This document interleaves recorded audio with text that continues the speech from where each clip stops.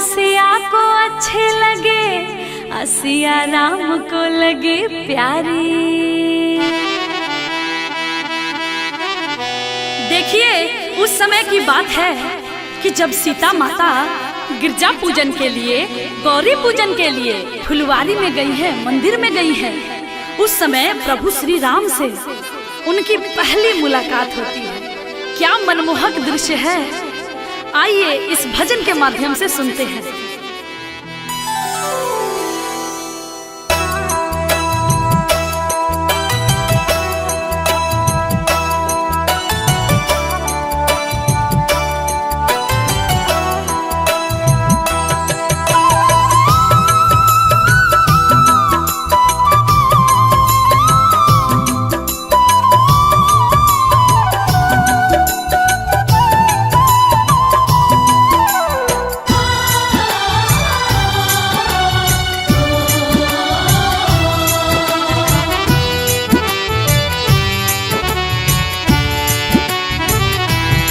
देख कर राम जी को जनक नंदनी, देख कर राम जी को जनक नंदनी।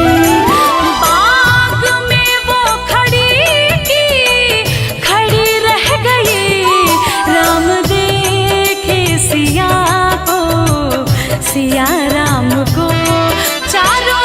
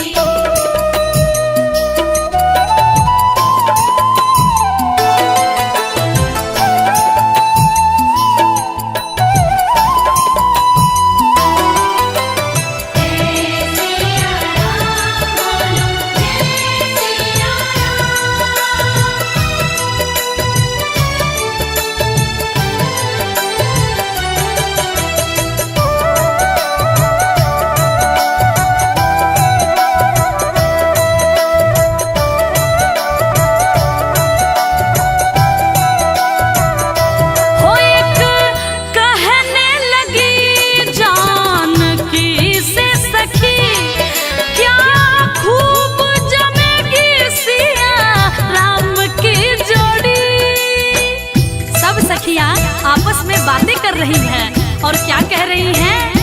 हो एक कहने लगी जानकी से सखी, हो क्या खूब जमेगी सिया राम की जोड़ी।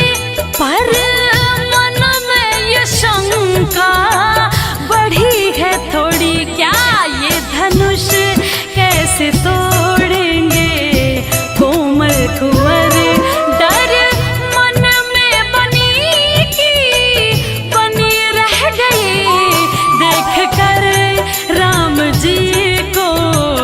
जनक नंदनी बाग में वो खड़ी रह गई, देख कर राम जी को जनक नंदनी, देख कर राम जी को जनक नंदनी।